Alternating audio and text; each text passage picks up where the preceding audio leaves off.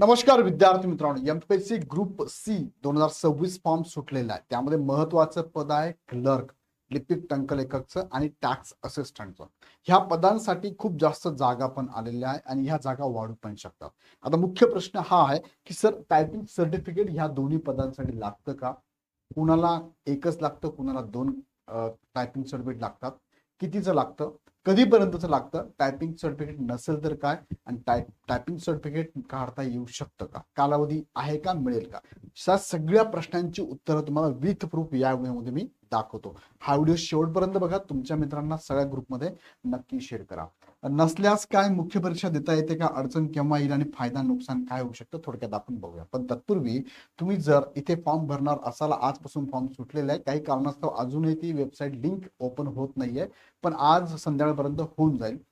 4 दिवस थांबून मग फॉर्म भरा किंवा मॅक्सिमम 10 दिवस थांबून मग फॉर्म भरा, कारण टेक्निकल एरर येऊ शकतात. त्यासाठी तुम्ही जर तयारी करू इच्छित असाल तर इग्नाइट अकॅडमी स्पेशल AMYच्या विद्यार्थ्यांसाठी स्पेशल बॅच इकडे घेत आहोत आपण, आणि बाकीचे उरले 4 पदांसाठी आपण सेपरेट बॅच घेत आहोत. ह्या दोन्ही बॅचेस तुम्हाला इंग्लिश आणि मराठी मीडियम मध्ये अवेलेबल आहे. ह्या दोन्ही बॅचमध्ये PDF स्वरूपात आणि PPT स्वरूपातल्या नोट्स अवेलेबल आहे. Test series subject wise, topic wise full length test series available आहे. सो 1-to-1 काउन्सिलिंग पण अवेलेबल आहे. ही सगळी महाराष्ट्रातील नावाजलेली टेक्निकलची टीम तुमच्या समोर, ज्यामध्ये स्वतः धनंजय कचाले सर, ज्यांनी 2दा ह्या RTO AMVIच्या एक्झाम क्रॅक केल्या आहे, ते सुद्धा त्यांच्या लीडर निश्चित तुम्हाला इथे अभ्यास करायचा आहे. ते पूर्ण लीड करता येते. त्यांची टेक्निकलची टीम पण आहे आणि नॉन टेक्निकलची टीम दोन्ही ठिकाणी पण अवेलेबल असतात. यांचे डेमो लेक्चर युट्यूबवर अवेलेबल, एकदा बघून घ्या. आवडले तर नक्की जॉईन करा. आता जाऊया मुख्य मुद्द्याकडे. बघा, जाहिरात आलेली आहे. 2619 पदांसाठी ही एक्झाम असणार आहे. 27 सप्टेंबर 2026 ला ऑनलाईन एक्झाम आहे. त्यामधले महत्वाचे 2 पदांबद्दल तुमच्याशी बोलतोय, कर सहाय्यक आणि लिपिक टंकलेखक. ह्या दोघांनाच टायपिंगचं सर्टिफिकेट लागतं. उर्वरित पदांसाठी टायपिंग सर्टिफिकेट लागत नाही. आता ह्या दोघांची पदं जर आपण बघितली, बघा, 282 पदं ही तुमची टॅक्स असिस्टंटची, कर सहाय्यकाची आहे, आणि लिपिक टंकलेखकची 1864 पदं आहेत, म्हणजे मोठी संख्या आहे.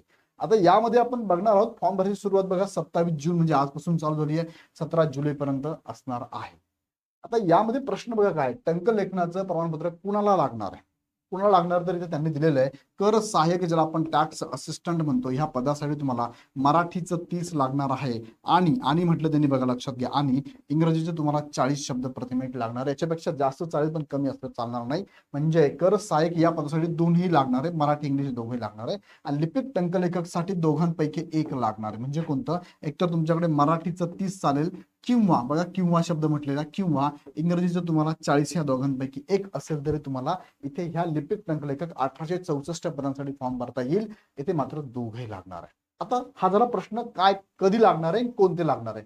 दुसरा मुद्दा आहे की टंकलेखनाचे प्रमाणपत्र यांना लागणार नाही. कुणाला लागणार नाही, तर त्यांनी बघा ऍड मध्येच मेन्शन करायचं 6.3.4 पॉईंट आहे. ह्या पॉईंटला तुम्ही जर गेले तर 6 उमेदवारांना लिपिक टंकलेखकसाठी किंवा टॅक्स असिस्टंटसाठी टायपिंग सर्टिफिकेट नसेल तरी पण फॉर्म भरता येणार आहे. मग कोण, बघा हे त्यांनी सांगितल्याप्रमाणे, बघा, पहिला आहे दिव्यांग उमेदवार. ह्या दिव्यांग उमेदवाराला इथे टायपिंगची गरज नाही आहे. नियुक्तीच्या दिनांकापासून 2 वर्षाच्या कालावधीत 2 संधीमध्ये तुम्ही नंतर काढलं तरी चालतं. आता हा मुद्दा सगळ्यांसाठी लागू आहे. बघा, इथे सगळ्यांसाठी लागू आहे. दुसरा आहे माजी सैनिकांना पण लागू आहे. तिसरा आहे तुम्हाला अनाथांसाठी टायपिंग सर्टिफिकेटची गरज नाही आहे, त्यांना नियुक्तीच्या दिनांकापासून 2 वर्ष लागणार आहे. त्यानंतर प्रकल्पग्रस्त, भूकंपग्रस्त आणि पदवीधर अंशकालीन यांना सुद्धा इथे 2 वर्ष सवलत देण्यात आलेली आहे. म्हणजे एकूण 6 उमेदवार आहे बघा, दिव्यांग, माजी सैनिक, अनाथ, प्रकल्पग्रस्त, भूकंपग्रस्त, पदवीधर अंशकालीन यांना टायपिंग सर्टिफिकेट नसेल तरी पण फॉर्म भरता येईल, आणि तुम्हाला पूर्व पण देता येईल, मुख्य पण देता येईल, सिलेक्शन पण होऊ शकतं, नियुक्ती पण होईल. नियुक्तीनंतर तुम्हाला 2 वर्षात द्यायचं आहे. That's it. क्लिअर झालं? हा, यांना लागणार नाही. बाकीच्या उमेदवारांना मात्र लागणार आहे. मग लागणार आहे तर कधीपर्यंतच लागणार आहे? टंकलेखनाचे प्रमाणपत्र कधीपर्यंतचे हवे? आता याच ऍड मध्ये तुम्ही 6.3.3 जर बघितला, अर्हता पात्रता करण्याचा दिनांक, यामध्ये मुख्य परीक्षेकरिता अर्ज स्वीकारण्याची विहित अंतिम दिनांकापर्यंत किंवा त्यापूर्वी विहित शैक्षणिक अर्हता धारण केले असणे अनिवार्य आहे. त्यामध्ये शासकीय वाणिज्य परीक्षा मंडळाची विहित टंकलेखन अर्हता आयोगाकडून निश्चित करण्यात येणाऱ्या विशिष्ट दिनांकास अथवा त्यापूर्वी धारण करणे अनिवार्य आहे. मग मुख्य दिनांक कोणती आहे? त्यात खाली परत बघा 8.5 मध्ये मुख्य परीक्षेत प्रवेश कोणाला दिला जातो ते पण त्यांनी सांगितलंय. त्यामधला हा 8.5.4 हा पॉईंट आहे. यामध्ये काय सांगितलंय? संयुक्त पूर्व परीक्षेसाठी अर्ज करतेवेळी आवश्यक ती शैक्षणिक अर्हता आणि टंकलेखन अर्हता नसल्यास, आता तुम्ही पूर्व परीक्षा फॉर्म भरताय ना, तुमच्याकडे फॉर एक्झाम्पल शैक्षणिक अर्हता ग्रॅज्युएशन लागतं, पण तुम्ही ग्रॅज्युएशन ॲपियर आहात. फॉर एक्झाम्पल टंकलेखन अर्हता तुम्हाला लागते, पण तुम्ही अजून तुमच्याकडे सर्टिफिकेट नाही, तुम्हाला नंतर मिळणार आहे, आता नाही तुमच्याकडे, तरी पण तुम्ही फॉर्म भरू शकता, पूर्वपरीक्षा देऊ शकता.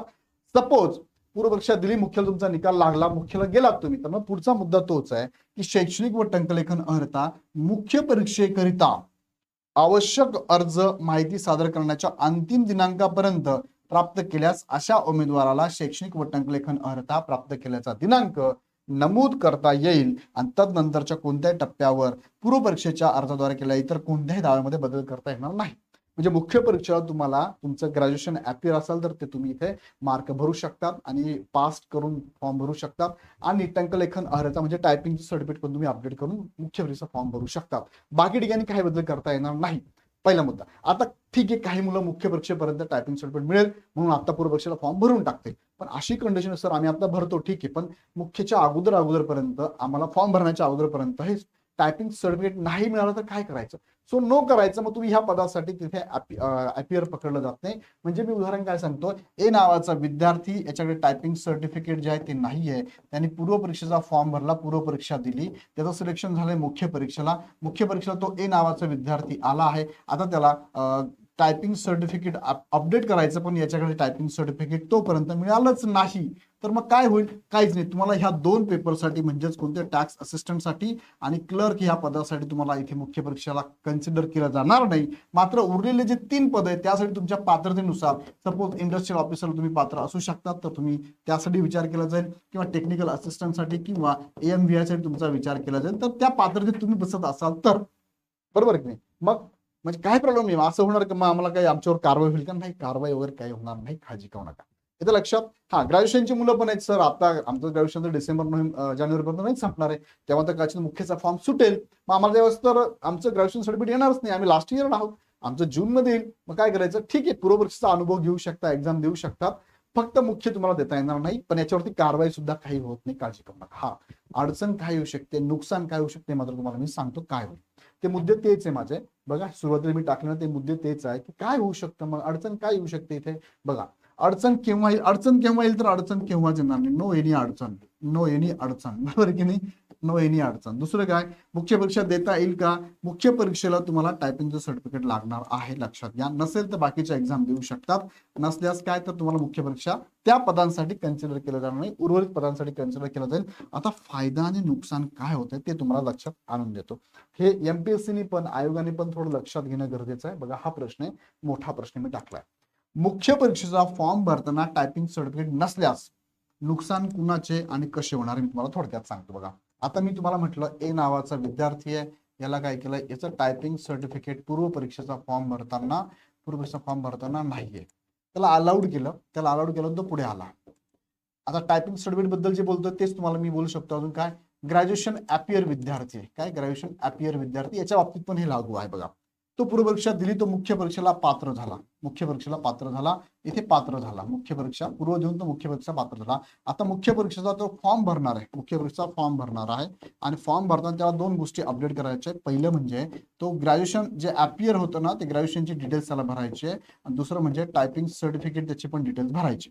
पण अनफॉर्च्युनेटली काय झालंय, त्याचं ग्रॅज्युएशन पण कम्प्लीट झालं नाही, डॉक्युमेंट आलं नाही, आणि टायपिंग सर्टिफिकेट पण त्याच्याकडे आलं नाही. मग आता काय झालं, ह्या विद्यार्थ्याला असं म्हणूया आपण, ज्या पदासाठी तो पात्र आहे, फॉर एक्झाम्पल क्लर्कसाठी पात्र होता, क्लर्कसाठी याचा विचार केला जाणार नाही. टॅक्स असिस्टंटसाठी पात्र होता, याचा विचार इथे केला जाणार नाही. एखादा AMVI साठी असू शकतो, ग्रॅज्युएशनच्या बेसवर भरलेला, तो पण इथे ग्रॅज्युएशन सर्टिफिकेट न आल्यामुळे इथे पात्र नाहीये. किंवा टेक्निकल असिस्टंट असेल किंवा इंडस्ट्रियल ऑफिसर असेल, इथे पण ग्रॅज्युएशन सर्टिफिकेट नसल्यामुळे तो पात्र नाही, पण आला मात्र मुख्यपर्यंत. आता मला सांगा, हा मुख्यपर्यंत आला आणि मुख्य देऊ शकत नाहीये, देऊ शकतो का? नाही देऊ शकत, कारण त्याच्याकडे ग्रॅज्युएशन सर्टिफिकेट नाही देऊ शकत.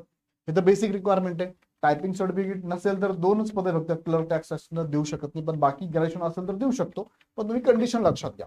आता झालं काय सांगतो मला. बघा, MPSC कसं सिलेक्शन करते, पूर्व परीक्षेमधून मुख्य परीक्षेला किती विद्यार्थ्यांचं सिलेक्शन होतं, जेवढ्या जागा असतात त्या जागांच्या कितीपट उमेदवार, साधारणतः लिखित स्वरूपात त्यांनी 12 दिले, पण घेताना ते 18 पट घेतात. ओके, 18 पद घेतात. मग आता इश्यू काय झाला, या 18 पट उमेदवार इथे आले, फॉर एक्झाम्पल 100 जागा होत्या, आपण 100 पकडूया आणि तो 18 पट म्हणलं तर 1800 उमेदवार इथे येणार आहेत. पण या 1800 पैकी असे काही उमेदवार आहेत जे तुम्हाला मी आता म्हटले, त्यापैकी असं म्हणूया 1800 पैकी असू शकतात की 100-50 विद्यार्थी ज्यांचं ग्रॅज्युएशन कंप्लीट झालंच नाही, मुख्यपर्यंत टायपिंग सर्टिफिकेट मिळालंच नाही. मग हे उमेदवार मुख्यला उगाच आले. ह्या 50 उमेदवारांनी काय केलंय, इथून येताना 50 उमेदवारांची सीट अडवल्या.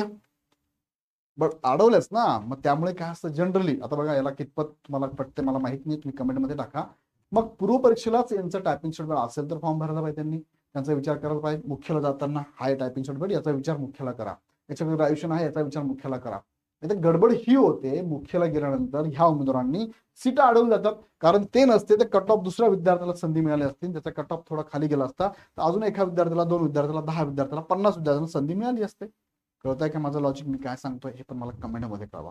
आता याच्या व्यतिरिक्त अजून काय लॉजिक घेताना, ते साहजिक चांगली गोष्ट आहे, 12 ऐवजी 18 घेतात, त्याला कारण पण हे असू शकतं, काही हरकत नाही. मग ठीक आहे, 18 त्याच्यामुळे 18 घेत असेल तर मग काही हरकत नाही. याच्याबद्दल तुम्हाला काय वाटतं मला कमेंटमध्ये नक्की कळवा. आता हा प्रश्न काय, हे प्रश्न महाराष्ट्रातील बाकीच्या कोणाला सापडणार नाही, बाकीचे मार्गदर्शक तुम्हाला हे त्यांच्या लक्षात पण येणार नाही. एवढं बारीक पॉईंट तुम्हाला मी इथे एक्सप्लेन करून सांगत असतो. त्यासाठी सांगतो, हा चॅनल सबस्क्राईब करून ठेवा, कारण इथेच तुम्हाला सगळे अपडेट मिळणार आहे. पुढच्या पण अपडेट, तुमच्या मनात जे प्रश्न आहेत ना, त्या प्रत्येक प्रश्नाचं उत्तर तुम्हाला मी छोटे छोटे व्हिडिओ घेऊन नक्की देणार आहे. सो टायपिंग सर्टिफिकेट बद्दल तुम्हाला मी माहिती दिलेली आहे. मुख्य परीक्षेच्या लास्ट डेट पर्यंत टायपिंग सर्टिफिकेट आलं तरी तुम्ही मुख्य परीक्षा देऊन फायनल सिलेक्शन घेऊ शकतात. 6 उमेदवारांना टायपिंग सर्टिफिकेटची गरज नाहीये. आता यात अजूनही काही मुद्दे आहेत की सर इंजिनिअरिंगच्या मुलांना टायपिंग सर्टिफिकेटची गरज नाहीये. ज्यांचं 9वी 10वी 11वी 12वीला कम्प्युटरचा विषय होता त्यांना टायपिंग सर्टिफिकेटची गरज नाहीये. किंवा विशेष असे भरपूर सारे 6-6 महिन्यांचे कोर्सेस आहेत, ते जे कोर्सेस ITIचे कोर्सेस आहेत, ते जर तुमचे झाले असेल, त्यांनी लिखित स्वरूपात दिलेलं आहे, ते जर झालं असेल त्यांना पण टायपिंगची गरज नाहीये. आता यावरती सेपरेट दुसरा व्हिडिओ मी घेतो नक्की ह्यावर. तर टायपिंग सर्टिफिकेट बाबत ह्या उमेदवारांना सुद्धा टायपिंग सर्टिफिकेटची गरज नाही. त्याच्यावर सेपरेट व्हिडिओ, त्याची GR पण माझ्याकडे अवेलेबल आहे, त्याचा सेपरेट व्हिडिओ मी तुम्हाला नक्की घेतो. आता ऍडमध्ये मेन्शन केल्याप्रमाणे सगळी माहिती मी तुम्हाला दिली. आता ऍडच्या नंतर GRच्या GR जे आहे, GR लक्षात घेऊन आपण टायपिंग सर्टिफिकेट कोणाला लागणार नाही ते पण मी तुम्हाला पुढच्या व्हिडिओत सांगतो. आवश्यकता असेल मला कमेंटमध्ये मात्र नक्की कळवा. आणि आवडला व्हिडिओ तर लाईक करत चला, आणि गरज असेल तुम्हाला मार्गदर्शनाची, मी तर सांगतो तुम्ही 100% जॉईन करायला पाहिजे. फार कमी फी मध्ये तुम्हाला ह्या बॅचेस आम्ही अवेलेबल करून दिलेला आहे, याचा फायदा नक्की घ्या. आमची टीम रिसर्च आणि डेव्हलपमेंट करत असते, सगळं रिसर्च करून ठेवलेलं आहे. आम्ही एवढी मेहनत घेतलेली आहे, त्या मेहनतीला 1-2 वर्ष 5 वर्ष लागलेली आहे. मागच्या एक्झाम पासून आम्ही मेहनत घेत असतो. सो ही मेहनत तुम्हाला रिच करणार आहे, तुम्हाला पोस्ट मिळून देणार असेल तर नक्कीच जॉईन करा. कारण तेवढं रिसर्च तुम्ही जर करायला घ्याल तर खूप वेळ लागेल, तेवढे पुस्तकं वाचत बसाल तर खूप वेळ लागेल. आमच्या टीमने सगळं तुम्हाला रेडीमेड करून दिलं, जेवढं आम्ही सांगतो तेवढंच करा.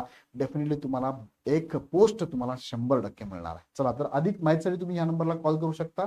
अदरवाईज ऍपची लिंक खाली डिस्क्रिप्शन दिली, ऍप डाउनलोड करा, हवी ती बॅच लगेच जॉईन करा. व्हिडिओ आवडत लाईक करा, सांगा शेअर करा, आणि पुढचे अपडेट बघण्यासाठी चॅनल सबस्क्राईब करून बेल आयकॉन क्लिक करा. पुन्हा व्हिडिओ आपण नेक्स्ट व्हिडिओमध्ये. धन्यवाद.